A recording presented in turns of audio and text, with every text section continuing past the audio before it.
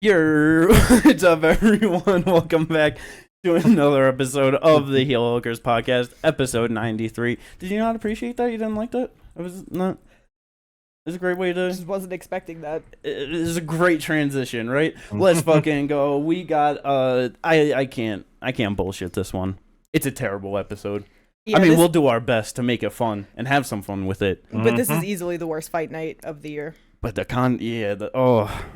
Oofy McGoofy. Nothing meaningful, nothing spectacular. It's just Apex to the fullest extent of Apex. Yes. Yeah. It's not good. It's terrible. But that is to be expected after UFC 300. You know what I mean? They kind of put all their eggs into one basket. They're going to be out of eggs for a little bit, you know? Yeah. But before we get into all that, like and subscribe. If you enjoy the content, let's fucking go. We appreciate every motherfucker that does. But this card, it could have been better.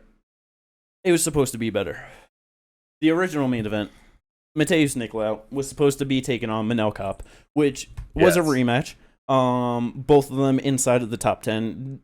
I feel like pretty much deserving of an Apex main event. You know what I mean? But of course, in spectacular fashion, Manel Kape, he's got to pull out. They rebooked the fight for later on. Because he missed weight, so then the fight gets scrapped, and then they rebook it for later on, and then he pulls out of that one.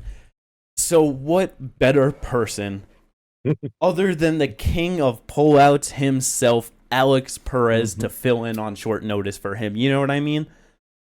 Across the last 4 years, 3 fight losing streak, and 11 canceled bouts. Yeah, that's so crazy.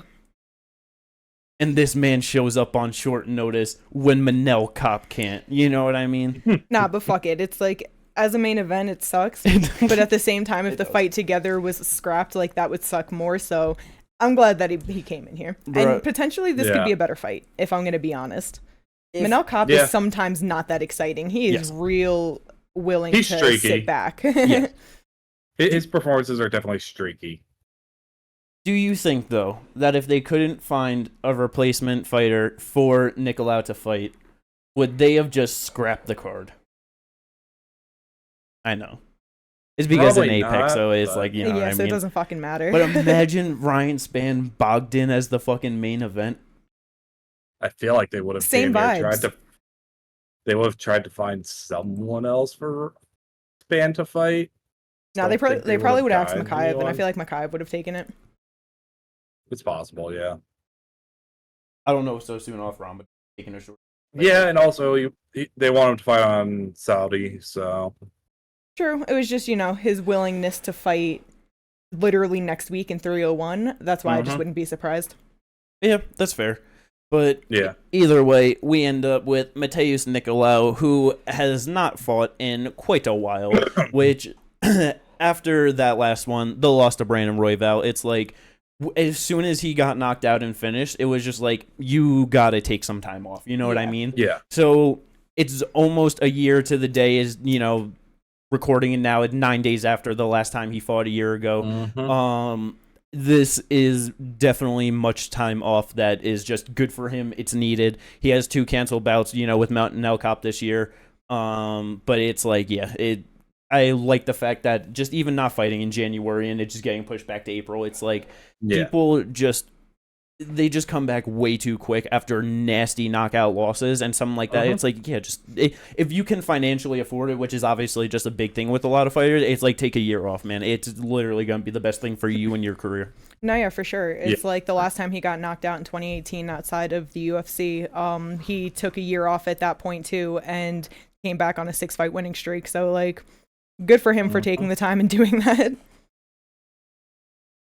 And shit, the first time he got knocked out, he also took a year off. That's what I just said. Well, no. Wait. Damn it. Sorry, I was also looking at... Ginger was absorbing the information that he was No, there are reading 2 different occasions. This is the 3rd time he's taken damn near a year off, if not a year. Either way, though, is good for him. He's coming back after, because Brandon Royval, ranked number 1 right now, I believe. It's like, it's a rough loss, but out of all the people to kind of lose like that too, it's not a bad person to lose. No. Brandon Royval, obviously a monster, but was on a very nice, impressive streak before that in the UFC. Wins over Manel Kopp, Tim Elliott, David Dvorak, and Matt Schnell. So definitely a solid, nice 4-fight run to get him earning in like that top 5, top 6 position. For sure. Is he still ranked 5 right now? Yes. Yeah. But it's just short notice taking on Alex Perez. Perez just lost to Makayev. Obviously, it was a close fight. It wasn't the greatest performance from Makayev. A lot of people think that Perez should have won that, which I just feel like is more of the bias against Makayev in that one. Because it's like, it wasn't a great performance, but it's like he won enough, that. You know what I mean? Just, I don't know. I don't think that this is a great idea for Perez to take on such a rough fight on just such a quick turnaround. Yeah, probably not. Yeah. I mean, he didn't take the most damage, so like that's good for him. And maybe for him, it'll be more like a tune-up where he comes in and like he can actually just be like, all right, I was just here. I can really do this. So he might potentially look better. That's fair. But he could also it could just not be good for him. It's one of those things we got to see how it plays out. Yeah. Yeah, this is one of those ones where it's just like kind of a just like 50-50, see what Alex actually looks like when he's actually in there. Because it's like, obviously, he's got some solid wins in the UFC himself. He's on a 3-fight losing streak, dating back to fucking 2020. And I feel like that's definitely just the biggest thing hindering him, too. Because it's like, he goes in, loses to Deiveson Figueiredo for the title. It's like, it is what it is. That was prime Deiveson. Like, you're not gonna, like, it's whatever. Doesn't fight for basically a year and a half, almost 2 years. Fights Pantoja. It's like, just an absolute monster, and then out for another damn near 2 years to lose to Makayev. It's like, who could easily end up like extremely young but can do something great in the future, you know? It's right. And that's why I'm saying that it could potentially be a tune-up fight, because it's like the past 3 losses, you know, it's like he was off for damn near 2 years in between Pantoja and Makayev. Who knows what type of factor that played in, but he's 32 years old. Like, it's not like he missed out on his prime, you know what I mean? Like, he's right in it right now. Like, I know the prime goes really quick, but he's still right there. So it's like, I don't know. I feel like with it being short notice, like hopefully he can just, I don't know, turn around and have a good performance and like just get that shit back up. Yeah. It's been rough for him for sure. Yeah. You think that if he loses this one, he might get dropped from the UFC? Or do you think they like have him one more, like if I think like if Tyra gets a win over Tim Elliott, then it's like Tyra can beat him, and then I was gonna say, like, with his contract, if he has more fights, they'll probably just use him as a stepping stone for certain people. Let them just get that win, and then once he runs it out, boom. Or once he's out of the rankings, boom, like something. Yeah. Or let him fucking pull out a couple more times, you know, like. Yeah. I was about to say, because it has been a lot of canceled fights with him. Yeah, and I mean, definitely taking this fight on short notice, saving a main event that is definitely going to play in the UFC's favor. So it's like, 100%. That's easily one of those things where it's like, he may take a loss and that'll put him like, on a 4-fight losing streak. But they might take into account that he did a favor saving that main event. Exactly. Shit, So to them, it'll just kind of like be like, all right, just don't really count that one towards him. And it probably a situation like you said where it just runs out his contract, and then there's like, we're not. Yeah. It's like. It's not like he's done anything great, so it's not like they're super overpaying, like playing like a high price tag for him. So it's probably just going to be a stepping stone in the future for the up and coming guys. But he's a rough guy to get through. I just feel like Nicolau, he's on that level where he should be able to get this done. 100%. 5 rounds. I'm not really sure how that's going to play for either of them. We've never seen either of them go 5 rounds in the UFC. I don't. Because it's like, fucking Nicolau overall through the last couple years has been more active, but technically Perez with fighting recently is more active now. I don't know. Just gotta see. Yeah, I mean, I'm not really sure if it even goes all 5, to be fair. I don't know. I wouldn't be surprised if Perez is solid enough in the grappling and like defensive enough to not get finished by Nicolau. He's not like the greatest finisher. He isn't. I don't know. We might just get some scrambly 5 rounds between them. You know what I mean? And that's entirely possible. He's basically 50-50 on how he wins. He has 10 finishes, 5 subs, 5 TKOs, and 9 decisions. Like, yeah. Only win by finish in the UFC match now, which it's not bad, but it's starting to become one of those things. Yeah. You know what I mean? It's like if you're good, you should be able to finish matches now. You know, like it. But yeah. Well, yeah. We'll but see. I mean, like in the UFC though, he's fought Manel Kape, Tim Elliott, David Dvorak, and Matt Schnell. Dvorak's hard to finish. Tim Elliott is definitely hard to finish. And Manel Kape has he ever been finished? He's been finished before, but not yet. He's only lost by sub twice. So yeah. We'll see how it plays out, though. It's not the greatest main event at all. Not deserving of that spot, but I feel like overall it could still be a fun fight. Might not be walking out too sad overall. But the co-main event is not great either, but I feel like this one is... It's a Ryan Spann fight, so shit is going to be absolutely wild. He's big as fuck. He's going to go out there swinging bombs on people, get them on the brink of a finish, and then do something dumb to throw the fight away. You never know what's going to fucking happen. And then he's taking on Bogdan Guskov, so, I mean... He's 15-3. He's only gone to decision once. He lost that, but at least it could make for a fun fight. Yeah. This should... 1-1 in the UFC. This should just be wild and all over the place. That's all I'm expecting from this one. Yeah, it's just funny because, first round, he got finished by Volkan Oezdemir in his debut. Then he finished Zach Pauga in the first round. And now he's fighting number 11 Ryan Spann. Yeah. It'll be fun, though. I feel like this is almost supposed to be a tune-up fight for Spann. Yeah, because, like, for Bogdan, it's like... This isn't the way that you test this guy's level. You know what I mean? No. Like, he came in on short notice against Volkan. Then he beat Zach, who right now is number 9. You know what I mean? Like, he went from 9 to unranked back up to 11. Like, yeah, and unranked probably in Tapology ranking at like a solid 78 or something. You know what I mean? Like, I mean, Tapology has Bogdan ranked at number 42 right now. Yeah, like that's... Ryan Spann is number 12. Yeah. I don't know if Bogdan can win this one, but all I know is Ryan Spann will definitely give him every opportunity to. Yeah. But it's just going to be hellfire throughout every opportunity that he gets, so I don't know. We'll have to see how that goes, but I'm definitely excited for just... If this goes, like, if... I'm just going to be so sad if, like, fucking...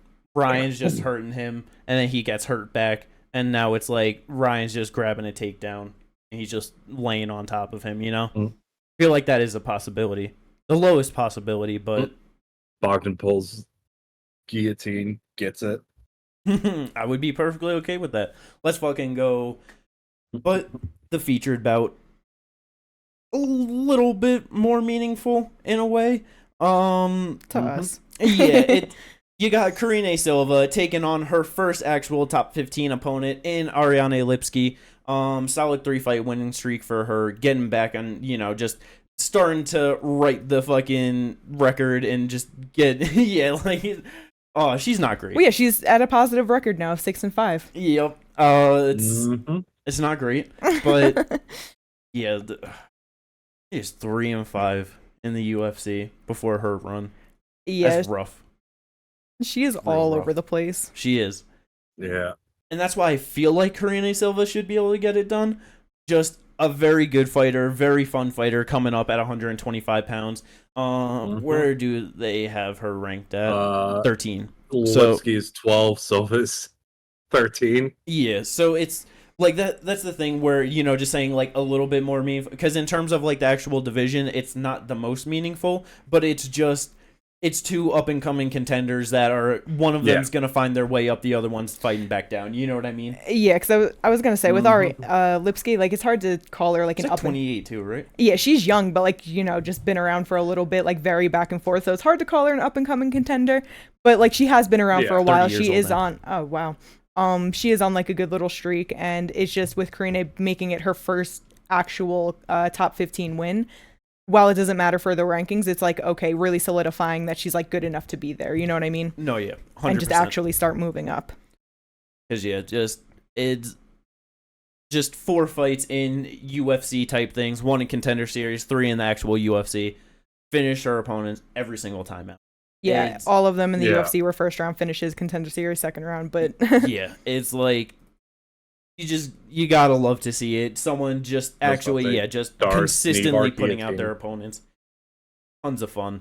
Let's fucking go, Karine Silva. Yeah, I hope that she gets a big win and then just a good step up in the rankings.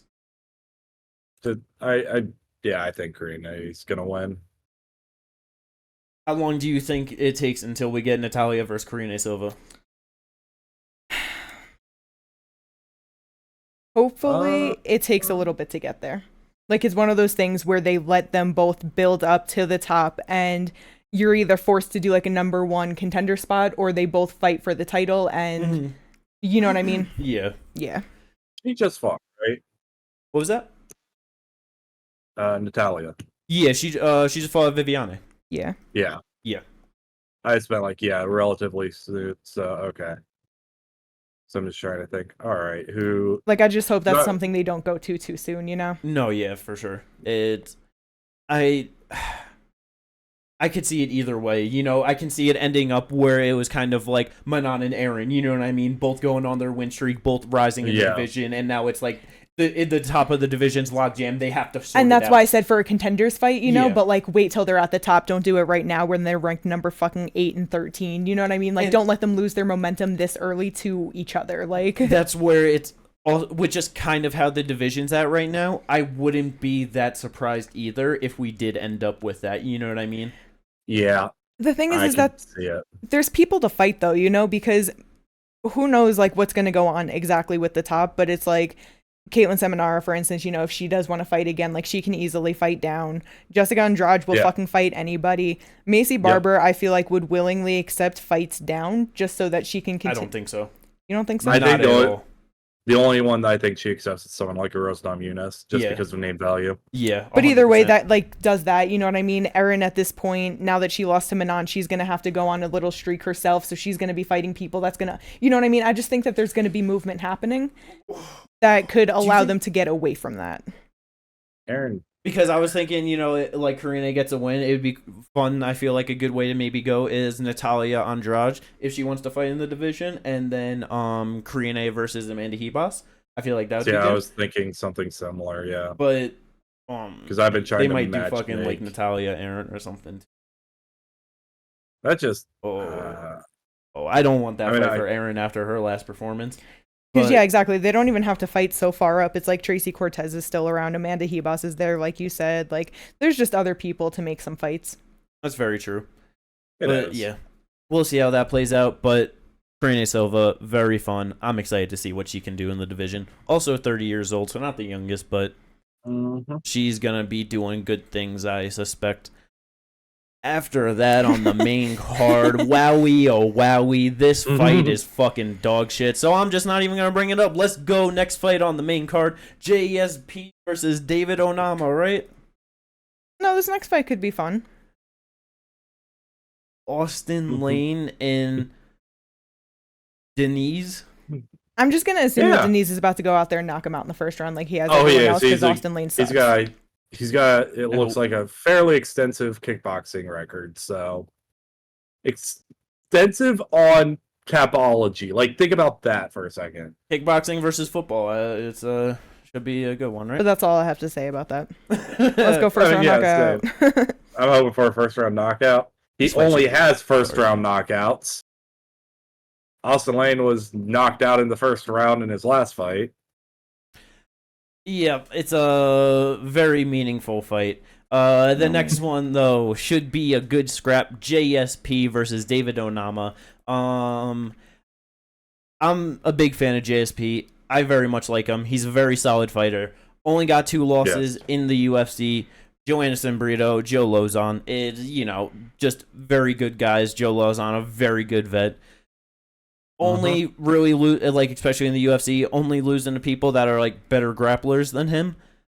That's not David Onama. He is going to be looking to go out there and just put the lights out JSP as soon as possible. I feel like JSP is probably going to be able to get a decision win. He's probably just going to control the pace and probably land a good amount of takedowns, get some good control time. But it's definitely dangerous, and Onama can definitely catch him with something. Catch him with a big knee on the way in. Shit, maybe even jump the gilly or something. He had one 12 seconds into the first round in his career, which is just really funny to think about. Yeah, it's crazy. How fast did that person shoot a takedown and he jumped that gilly and you know what I mean? It's great. But yeah. So I mean, if it's a rough fight for JSP, but he's able to still get the better end of it, it's probably not going to be the most exciting. But I'm just going to be happy with the JSP winning either way. So I don't know how much you guys are really feeling about that fight, but I don't care about the fight. Let's go. Just hoping for a fun one. I was about to say, I'm just hoping for a fun fight. I have no dog in that race. I don't care about a fun one. I want a JSP win. Let's go. Sure. But why not? Yeah. The next one on the card, though, main card opener. This is actually a very interesting fight. I'm excited for this one. I know Ginger loves this man. The Dirty Bird, Tim Means, is back, taking on Uros Medic. I just thought of it. What is up with me and like the 170 fucking veterans? Because there are a lot of them I do love. They're fun, you know what I mean? Yeah, like, they were. Like 170 fucking back in the day just had all the fucking like the BMF type guys, you know what I mean? Yeah. Like how just 155 has like a lot of them right now. It's 170. Nick Diaz, Carlos Condit, Robbie Lawler, Tim Means, Masvidal, Diego Sanchez, yeah. Diego Sanchez. Not your average cookie jar, you know what I mean? Bro, always giving us new Diego entertainment. I was listening to one of his interviews today. It was just so funny, him just talking to Ariel, and he's like, Diego doesn't conform to the box, and he just pulls out a little cube and just starts pointing at it. He's like, you can't put me in the bit. Oh, Diego did that? Yeah. His walkout where he looks like he's walking through, like, when he's walking through the crowd, he's just holding a cross out. Yes. Yeah, he's a legend. He was a character. But Tim Means, a very fun fighter. He's got more losses in the UFC than Uros Medic has pro fights. Yes. If Medic doesn't finish him in the first round, I feel like Tim Means is probably going to beat the dog shit out of him towards the back end of this fight. There's a good chance. Very good chance. Just, Tim is such a dog. Uros is a very good striker. Like, I'm excited for this one. This should be a lot of fun. Yeah, definitely could be fight of the night. Let's fucking go. Definitely has those odds. Has a pretty good chance. The prelims, though, they preliming, you know? Yeah. They definitely be preliming. The main card could have had a lot of these fights on the prelims, so. Yup. I mean, shit, you could. What's your most anticipated fight on this prelim card? We're going there.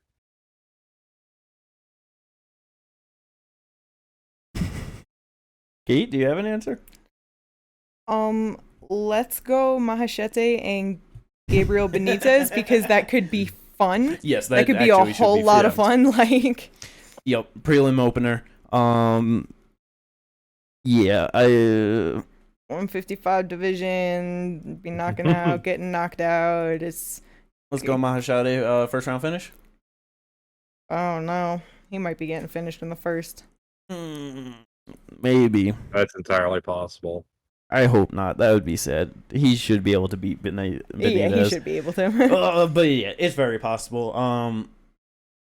I mean, for me, the only thing that I really care about on the prelims, honestly, is Austin Hubbard is back. Let's go. Tough vet, right? Yeah. Yeah. Whoa. Playing Michael Figlak. Yeah, this card sucks, man. I was about to say, because the second you were gonna send it to me, I was like, I'm like, I just want to talk shit about Dontel Mays versus Caio Machado. Because Caio shouldn't be in the UFC. Because I remember that Contender Series fight against the dude he ended up getting the contract from, and he literally did nothing. Yeah. He loses a boring decision to Mick Parkin. And Dontel Mays is not good. He's great at beating people that should be out of the UFC. You know what I mean? I feel like that's what he could do. But yeah, this card could have been a lot better. Mahashate was supposed to fight Anshul Jubilee. Would have been so much better of a fight. Joel Alvarez was supposed to fight Mateusz Rebecki on this card. Holy shit, that would have been amazing. Like, just adding, if that one fight stayed on, I wouldn't have nearly as much shit to talk about this card. Yeah. The excitement of that fight would just bring it all home. It'd be great. But yeah, that's it for this beautiful, wonderful Apex event. UFC 301 next week, or the week after, you know, so yeah, that'll be better to talk about. But we got some fight news and some shit to talk about in the fight world, right? Yeah. What? Hold up, because I was here looking on Twitter earlier. I was seeing hype for this Chris Padilla guy. He has a fight. He has this fight for this weekend. Mm-hmm. He has a fight booked next month in Uriah Faber's A1 Combat as well. Probably just didn't get updated. Yeah. Like, he probably has that. Like, he was probably fighting for that, and then just short notice had to fill in. That's just fun. Also, the man's nickname is Taco, and the guy who he's fighting, his nickname is Goku. Very nice. Goku versus food. Like, this is somehow a very well-made matchup. Terrible. Moving on to fight news. We got some fight announcements, but before we get into that, what? Do you guys want to see Ryan Garcia fight Sean O'Malley? Are you actually interested in that? Yes. And generally, I really don't care about stuff like that, but I would love to see how Sean's style translates to boxing. Like, that's really what it is for me, is that, like, I know he's a good striker, but MMA and boxing are very different. Oh, yeah. Everything down to your stance and where you keep your hands, it all matters. And it's like, is he going to be able to make a good enough change and keep his style that works for him? And you know what I mean? Mm-hmm. Also, Ryan is just bigger than him. Like, I know Sean's taller, but, like, Ryan is so much thicker. Yeah. Like, it's because, he fought, obviously, you know, over last weekend against Devin Haney. He purposefully missed weight in that one strategically so he could be the bigger guy bullying the normally bigger guy, you know? But it's like, because before that, he fought Tank 135 pounds, and Tank forced him into, like, a no rehydration clause. And that was obviously, like, a big factor for that. Yeah. That's where Sean O'Malley fights, is 135 pounds, you know? And it's like, fucking Garcia's talking about having fights at, like, 147 pounds now. And so in my head, I'm just like, I feel like Garcia's probably going to force him into a fight, like, around 145 pounds.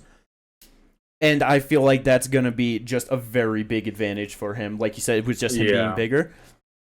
But like you said, the transition to the style in boxing, because it's like I wonder just his activity and his feints, like how those two things specifically, how those are going to compare into boxing. Because he's extremely feint heavy, but it's like you said in MMA, there's just so many more possibilities around it. So it's like someone who's a good, legit pro boxer in Ryan Garcia, it's like, is he going to bite on all of those feints as easily? You know what I mean? I'm very interested in that. Yeah. Ginger, how do you feel about it? I'll be honest, I was never interested in Sean going over to boxing. Really? No. Like, I just think that, well, one, it's because I get it. The whole pay thing, I understand. But until we have, like, at least something to where we can at least, like, get a 2-fight contract where it's, like, one's at least, like, boxing and kickboxing or something. Like, I do not give a fuck. See, I don't know. For me, because that's obviously, like, one of the big, you know, talking points with all this stuff is just, like, how come the MMA guy always has to go over to boxing, you know? And in all reality, it's the only fair way to do it. It genuinely is. There, like, any MMA guy, like, obviously they're going to be such at a disadvantage in boxing to the boxer, but you can't tell me that any boxer is ever going to win a kickboxing, a Muay Thai, or, like, any sort of mixed rules type fight against an MMA fighter. It's just, the MMA guy does all of these things. They know how to fight with all of these things included. So for them to like hone in on a certain skill is much different than having to learn an entirely new skill that just completely goes against how you fight. Like that. And the thing is, it's not even just an entirely new skill. It's in multiple entirely new skills, because you have to incorporate grappling and wrestling and kicks and you know what I mean. It's not just if it was like a kickboxing. Oh yeah, sorry, I was thinking like over to MMA, but like either way, it's just it's definitely harder to learn a new skill rather than like you said, hone in on one. Yeah, because it's like that's the thing. It's for boxing between like Ryan Garcia and Sean O'Malley. Obviously, Ryan Garcia gonna be a big favorite. He should be probably gonna win that. But I feel like it's interesting. Yeah. If you told me they were fighting in kickboxing, like, just get ready for the fucking spinny head kick knockout. Like, that's what's coming. Like, that's... you know what I mean? It's like, that is just such a... I don't know. It's just not as interesting. Like, yeah, it would be fun to just see the MMA guy get an easy win like that over a big-name boxer. But, like, in terms of a competitive fight, I feel like you have to do it in boxing. And especially I get that. Oh, sorry. What were you going to say? Go ahead. I was just going to say, because it's always strikers that go over too. It's never like you see a grapple-heavy guy be like, hey, let me box. Ben Askren. One time, and that was against a non-box, like someone else who was barely a boxer. Yeah, that's why I just waved it off. But like, I know that Sean definitely incorporates kicks. Like, it's MMA, so he uses his skills. But with him being a striker and being a fun striker, it's like that's what makes it interesting to me. Is I would just love to see just the styles against it. I'm not even into boxing like that, and I just it's something that I would actually be interested in seeing. No, I get it. I'm getting tired of boxers thinking like, oh, this is like, see, MMA guys aren't on our level. And it's just like, all right, actually come over then. Actually do something to show that, okay, they're not on your level when you add at least one other skill set. And it would just...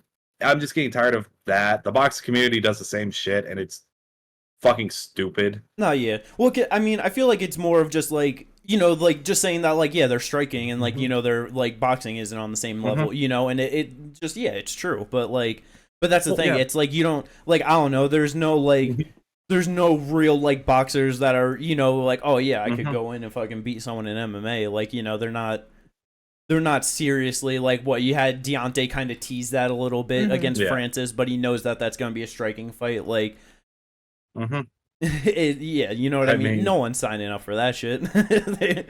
There's also no reason to. They'll never get paid the same, but it's like, it's such an easy loss. Bro, like, if they fought in fucking MMA, Sean O'Malley would look like Marab. You know what I mean? Like...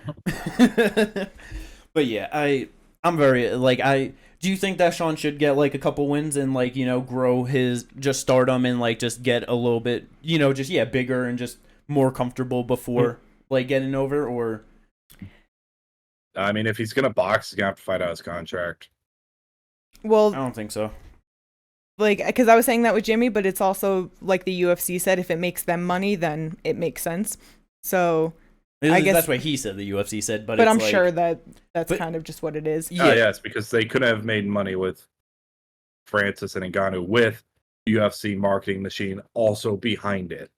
Yeah, but they like Sean. Yeah, it's a different like Francis. That was a much different relationship that Francis had with them than Sean O'Malley. You know what I mean? It's like, no, I get that, and it's like, I don't know, because especially with Sean O'Malley and Ryan Garcia, because he is a very big star. It's like, you know what I mean? Like, that's a big enough fight for sure that I feel like the UFC would be interested. Like, they find that worth it. No, yeah, for sure. The only thing is that, all right, so they're going to go to Merab next, and I think he can win that. Yes. But where do they go after that? Does he actually get Corey after that? Does he move up and go to Ilya? You know what I mean? It's like his second fight could easily be a loss, and after that, the hype is gone. So I think that if he's gonna do it, he should probably look to get it done sooner, because he can easily lose the hype and lose the fight. Yeah, like that's what's the other part I was thinking was just, I don't know if he's gonna have that hype on him for that much longer, because I could see him losing to Corey.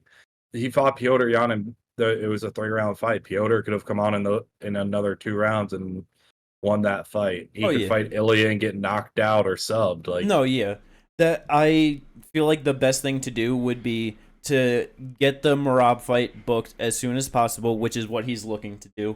And then you knock him out in spectacular fashion, and then you get on the mic, you call for that Ryan Garcia fight, and you get that shit motherfucking hyped. Yeah. And then you can get that shit done this year. End of the year, a big-ass fight, Sean O'Malley, Ryan Garcia, let's fucking go. I'd be so okay with that. Yeah. Like, shit, Garcia is not like he's got a title or nothing. He don't give a fuck about that. It's just going to be a big fight. He's going to make a lot of money, so going to bet another fucking couple million on him. But yeah, that's definitely some fun shit. I hope we get that. Other little kind of thing that is of interest that's being talked about. We need to make Conor versus Chandler for the 165-pound inaugural title. Let's fucking go. Book it. Get it done. It has to happen. Fuck 170 pounds. There's no reason for either of them to fight there. Make a new division. Get it just extremely popular and hyped up right away with two of the biggest stars in the UFC that you could have. It's going to be an explosive fight. A great way to kickstart it. They got the fucking fighters between 155 and 170 that no matter how many amount of them want to bounce to 165, both of those divisions are going to be just fine. Yeah. Just fine. Yeah, and it's like just move 170 up to 175 and we're good. Everything's fine. Yep. I would love to fucking see that. You know, it'd be such a good fight in that division too. Gilbert Burns versus Dustin Poirier, 165 pounds. Let's go. I want that fight so bad. Like, with thinking about 165 pounds again in some other fights there, that's just one that's really been clicking in my head of like, yo, you gonna have Dustin jump a gilly on Giblert? Of course. I would love to see that. That would be oh my god. I mean, yeah, if he already did it against Habib, he's gonna do it against Islam, and if he did, he's obviously gonna do it against Gilbert. Imagine Gilbert was the one that he caught him with for the first time. He just retires right then and there. I could see it. Does he stick around until he catches one gilly on his record? No. But I don't know. It's just Ginger. What do you feel about that? Do you think that's how the UFC should start the division if they were to make 165 pounds? I mean, we've been saying if they start a 165-pound division, just make the Chandler McGregor fight the fight. Potentially get Conor to be, 3-division champion. Does Conor defend his first title if he wins the inaugural 165-pound title? He tries to jump up to 175. I was going to say, he would then look to be the first person to be a 2-time double simultaneous champ. In 2 different weight classes. Well, 4 different weight classes. Yeah, he's never... Oh my god. He will never defend a belt in his life. That would be so fucking funny. Do you know how great that would be? I would appreciate that so much. The thing is he would never get the 175 belt. He wouldn't. No. But an 165-pound champ, Conor McGregor, coming off of a Chandler win, facing Shavkat Rakhmonov as the champ at 175 pounds? Or maybe even Islam. Nah, I think maybe as that fight's going on, he's like, that's not a real division. Fuck that. I'll just take the real welterweight belt. And then he just moves up there, 10 pounds. Nah, I think that Islam would just go to 165. Yeah. That'd be the first time Conor would actually try and defend it in a fight against Islam. Yeah. Potentially. That'd be so good, too. Like that... Bro, there are just so many great fights that would be made across there. You can get my boy Babadopalena down 5 more pounds.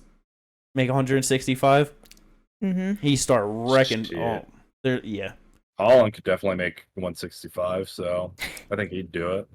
God, probably. Jalen Turner up to 165. Shit, we'll talk about it fucking a little bit later, but I know another person that apparently can make 165 pounds.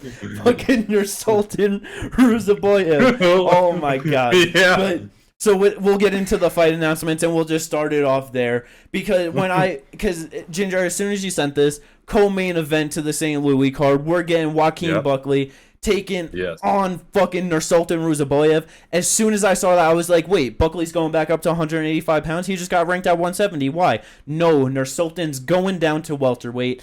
And in my head, I was like, well, that seems impossible. This man is 6'5". How is he ever going to do that? And then you check his Tapology record. Yep. He has made welterweight and lightweight many times. Lightweight, I think it shows 2 or 3 times, but welterweight many times, all the way up into 2021. Yeah. And jumping back and forth between middleweight and welterweight many times. Just 175-pound catch weights, just all over the place. So it's like, oh, okay, you can do this. You've done this plenty of times, and you're not new to the shit. What? What? 6'5" at 170 pounds? What the fuck kind of bullshit is that? That is cheating if I ever done seen it. Again, I was talking to these two before the podcast. To put this in perspective, Alex Pereira, 6'4", 185, 205 champion. John Jones, 6'4", 205 and heavyweight champion. Bro, there are like 3 heavyweights that are taller than him or his size. Yep. It's like Tom Aspinall, Volkov, and fucking Robellis. That's it. Yeah. 2 of them are 6'7" too. Yeah, like it's stupid. That I'm so excited. Yeah. Nursultan at 170 pounds with how he's been performing at 185. And it's like shit, not even just 185. Overall, in his record, like he's great. He has 6 losses by decision, 2 decision wins, 20 submission wins, and 1 submission loss, 12 knockout wins, 1 knockout loss. Yeah. Like, hasn't been finished in 8 years. Yeah. Yep. Yeah, man, this is... Damn. Buckles he didn't get the main event, but he got the co-main, and what a hell of opponent to have to defend that ranking against in your first shot. Yeah. Like, if this dude could, compete at the UFC level, like he has been at 185 at 170 pounds, this dude's gonna be a monster. The only fight I give a fuck about now in that division is him versus Shavkat. Will they fight each other, though? They're both Uzbeki. Do they train together? No, Nursultan trains in Pennsylvania. Yes. But yeah. And Shavkat, trains down at Killcliff? Yes. Okay. But, yeah, man, what a fucking... I did not expect that. We're talking about just like, oh, who might Shara fight in fucking Saudi? Do they give him... Or, That's Saudi. Yeah. Sure. I wasn't sure But, just thinking that he might fight Shara, just whatever. Nah, dude's going down to 170 pounds, ranked opponent. To be fair, we were also only thinking who's Shara gonna fight because they pulled Ihor Potierra. Yeah, but... We knew who he was going to fight, and then we didn't know who he was about to fight. Well, yeah, but from there, thinking of who he fights then. But just a great fight. I don't know how Buckley's going to get inside on that man. And Buckley's, 5'10"? Is he? I think so. I feel like that's how tall he is. I think it's 5'11". I'm going to check his Tapology, because Wiki has him at 5'8". I could believe that. It says 70 inches on the UFC site. 5'10" on Tapology. Yeah. 5'10". Possibly 5'8". to 6'5". That's fucking... Oh, wow. What's his reach? 76. Okay, I'm pretty sure Nursultan has 79-inch reach. I don't think he has the longest arms. It doesn't have it on Tapology, so cannot confirm. I'm just trying to remember from UFC fights. I'm pretty sure that's what they showed it, but pretty sure it's like shorter than that. Either way, though, the height is obviously going to be the biggest thing. Great fucking fight. Let's fucking go. Some other fights to talk about, though. This one was great booking. I'm just going from bottom up now. Mayra Bueno Silva, she is back after her god-awful title performance against Rocky Pennington. Just completely let down the MMA community, and it's just bad. So, she must take on Macy Chiasson, who is very good, very fun, and Macy just might go out there and beat the shit out of her. Yo, I hope she does. I'd be so happy for her. I would love that. Same. I like Macy, but she was always just so questionable with her weight and everything. But it's like she seems to have addressed that and she looked fucking great in her last fight. So if she can keep that up, like that'd be so good for her. Yeah, man. Yeah. As soon as she like from the start of her UFC run, I've just been a fan of her. Always in fun fights. Let's fucking go. Oh yeah, always. All we need is for people to keep moving up into the top 5 who are new fights for Pennington, so Pena never gets a title shot. Yes. I mean, it's gonna be Kayla. Kayla's gonna get it, and then she's gonna defend against Juliana if Amanda doesn't come back, because that's gonna be the biggest fight. So we're almost guaranteed one more Juliana Pena title fight. You know what I mean? Yeah, it's funny how like we're a Juliana Pena hater podcast basically, and it's only because of how annoying her trash talk is. It's just like. Yeah, that, but like she's also not great, and she just acts like she's the toughest shit. Like when she's just saying that Amanda's ducking her and shit, it's like, bruh, shut the fuck up. Yeah, like she beat the dog shit out of you in the rematch. It's like she's not scared of you. She's fought Cyborg and Ronda and Holly and Misha, every bantamweight champ, featherweight champ, and.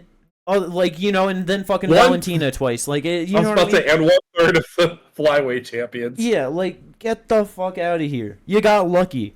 You literally caught her on a bad night coming off of COVID and shit, and people can call that as an excuse, but when you come back and do that, you show that wasn't an excuse. You had a bad night. Like, yeah, it was a fluke.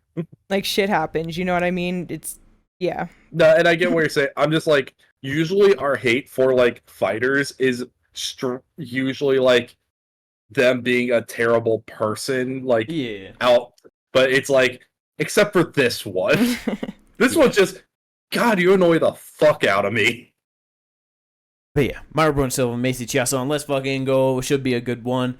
Next fight to talk about our boy Gabriel Bonfim. He is back versus Anjay Lusa, which is like he should be able to beat him easily. Yes. They're setting him up for just a great performance here, which I am A-okay with. Let's fucking go. Yes. See, I was about to say another person I could see moving to 165-pound division.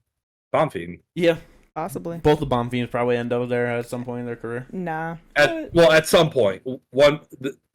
Gabriel moved down, move up, get belt, move over after getting belt. Yeah, that's what their 100%. Heads would be. That's definitely the path that it would take. That's where their heads would be at. We get belt, we'll go up the divisions, get our belts, then move to the next division. Yeah. But yeah, let's fucking go. Just excited for a good performance out of that one. This next one, just terrible. In all reality, Jamal Hill. Apparently he took no damage in his fight against Poatan. Mm-hmm. He said that shit. Yes. Yeah. Took no damage. I can't believe he said that shit. Yes. I mean, if he's just equivalating damage to knockouts. Well, no, I was gonna say cosmetic damage, and he's like, I have no bruises or cuts. I'm fine. Nope. I didn't fight for long. That's not what he said. He said he'd never win out, therefore he took no damage. Yes. Oh, okay. I didn't listen to him. I just seen that he said he took no damage. Yep. Good for him. I'm sure he was just enjoying the back of his eyelids and like looking at his brain as he was falling down from that left hand. You know what I mean? Not unconscious at all. You just do that normally in fights. It's just terrible. He needs more time off, but he's coming back. International Fight Week, confirmed as the co-main event against Bangkok ready Khalil Roundtree Jr. Let's fucking go. Warhorse. Bro, this is not the guy you take after getting knocked out and coming back way too soon. Yeah. This is not. No. I love it. It's not. I appreciate Jamal Hill for it, though, because this is Khalil Roundtree's best chance to get into a title fight now. Hell yeah, he's ranked number 8. Jamal coming off of a loss in a title fight. Like, yes. Bruh. Jamal's still what, number 3? Or 2? I don't know. Number 3. Number 3. Oh, okay. But yeah, it's like, yeah. Dude, if Khalil Roundtree Jr. goes out there and just starches Jamal Hill like he easily can, How do we not get him in a title fight? You already had so many fans after his last win over Anthony Smith just kind of being like, he doesn't deserve it, but we do want to see him versus Poatan. You know what I mean? Yes. Like, the fans love Khalil. He's so much appreciated. Like, if he Such goes a out good there, guy, too. Yeah. just a great fucking heart, a great person for the sport. If he goes out there and beats the former champion Jamal Hill, it's fucking what they're gonna give it to Magomed Ankalaev over him? Absolutely not. Exactly. No. It ain't happening. Like, we already know Yuri's getting the next shot. Alex Payne already said he's not trying to fight he's trying to fight sooner than the end of the year because Magomed wanted him to try to challenge him for Abu Dhabi in October? Yeah. And he's like, I want to fight before that. Yes.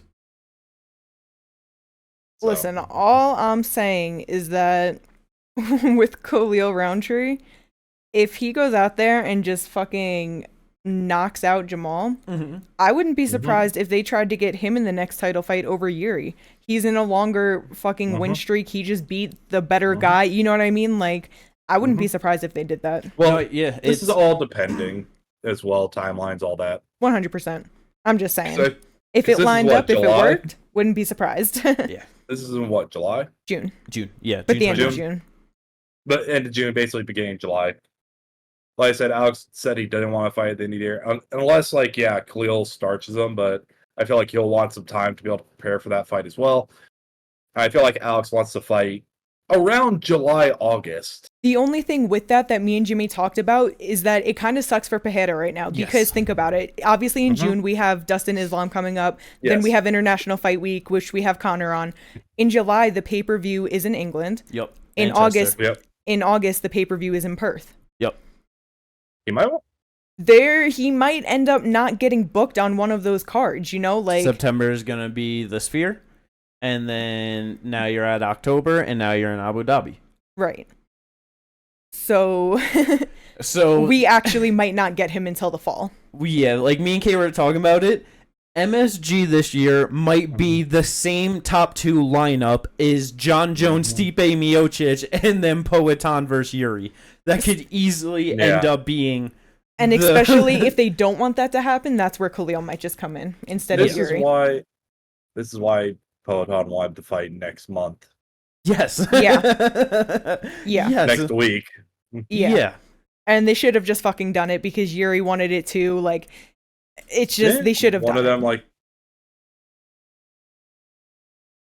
break their toes or some shit. Oh, yeah. Poatan went in with a broken toe and walked out with 2 broken toes. So, yeah.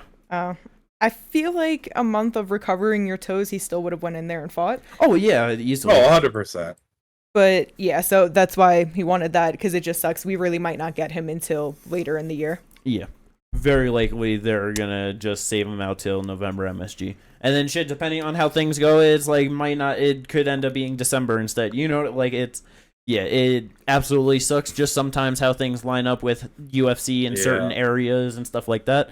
But yeah, is what it is. But let's go Khalil Roundtree. Hopefully he gets that done.